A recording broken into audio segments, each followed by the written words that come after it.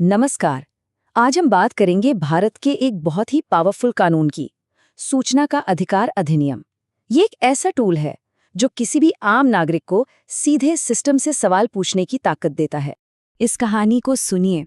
ये कहानी है नन्नू की, एक दिहाड़ी मजदूर की। और ये सिर्फ उनकी कहानी नहीं है, ये उस हताशा की कहानी है जो शायद कई लोगों ने महसूस की होगी जब सिस्टम उनकी आवाज को अनसुना कर देता है।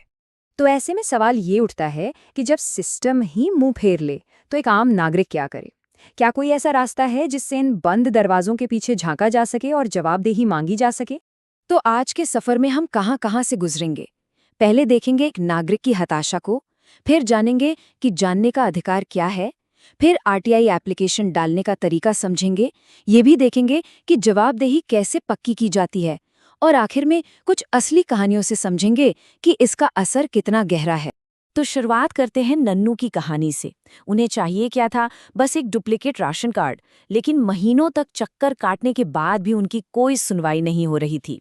ये कहानी उस बेबसी को दिखाती है जब कोई सरकारी काम अटक जाता है। और ठीक इसी मोड़ पर कहानी में एक ट्विस्ट आता है। नुन्नू जैसी हजारों लाखों समस्याओं का एक जवाब है सूचना का अधिकार अधिनियम 2005।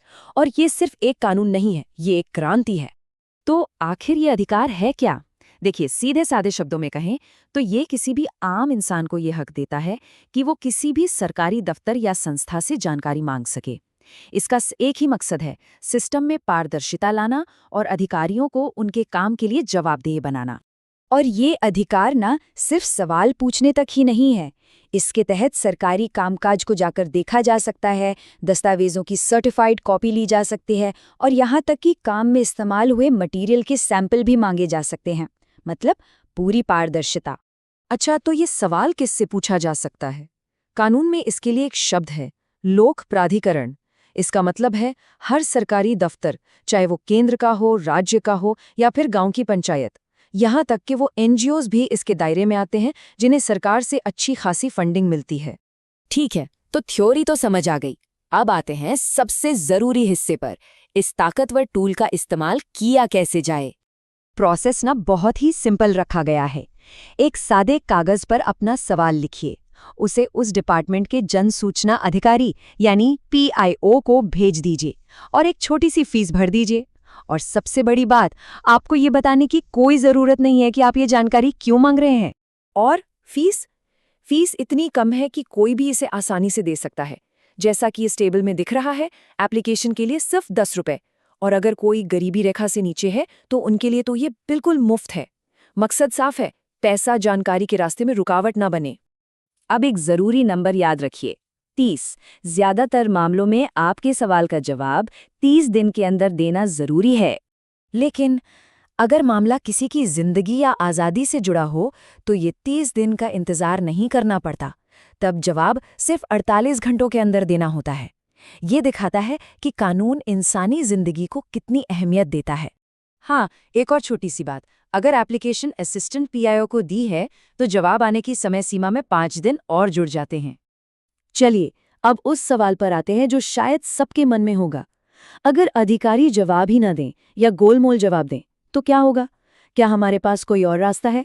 जी हाँ, बिल्कुल है। देखिए, अगर पीआईओ के जवाब से आप खुश नहीं हैं या जवाब आया ही नहीं, तो पहला कदम है फर्स्ट अपील। ये उसी डिपार्टमेंट में एक सीनियर ऑफिसर के पास होती है। और अगर वहां भी बात ना बने तो फिर आता है सेकेंड अपील का रास्ता, जो एक इंडिपेंडेंट बॉडी यानी सेंट्रल या स्टेट इन्फॉर्मेशन कमीशन के पास जाता है। और ऐसा नहीं है कि अधिकारी मनमानी कर सकते हैं, कानून में सजा का भी प्रोविजन है। अगर कोई ऑफिसर जानबूझकर जानकारी रोकता है, गलत जानकारी देता है या एप्लीकेशन लेने से मना करता है तो उस पर 250 रुपये रोज के हिसाब से 25,000 रुपये तक का जुर्माना लगाया जा सकता है। चलिए, अब कुछ सच्ची कहानियां देखते हैं। ये कहानियां दिखाती हैं कि ये कानून सिर्फ कागज पर नहीं है, बल्कि जमीन पर सच में बदलाव ला रहा है। ये है नन्नू, जिनकी कहानी से हमने ये सफर शुरू किया था। महीनों की भाग दौड़ के बाद एक आरटीआई अर्जी डाली और सिर्फ 1 हफ्ते में, सोचिए, सिर्फ 1 हफ्ते में फूड इंस्पेक्टर खुद उनके घर आए और बताया कि उनका कार्ड तैयार है। एक और कहानी है अशोक गुप्ता की। 1 साल से बिजली कनेक्शन के लिए भटक रहे थे। उन्होंने बस आरटीआई लगाकर पूछ लिया कि भाई, मेरे एप्लीकेशन का क्या हुआ और कौन जिम्मेदार है। 1 महीने के अंदर कनेक्शन लग गया। और फिर ये कहानी देखिए, बिहार के 70 साल के मजलूम नदाफ, इंदिरा आवास योजना के पैसे सालों से अटके थे। एक आरटीआई ने वो रुकावट हटा दी और उन्हें अपना घर बनाने के लिए पहली किश्त मिल गई। तो आखिर में ये कानून सिर्फ जानकारी पाने का एक तरीका नहीं है। जैसा कि यहाँ लिखा है, ये एक ऐसा टूल है जो नागरिकों को सिर्फ तमाशा देखने वालों की जगह सरकार चलाने की प्रक्रिया में एक एक्टिव पार्टिसिपेंट बनाता है। अब असली सवाल ये है कि इस ताकत का इस्तेमाल करने के लिए हम कितने तैयार हैं।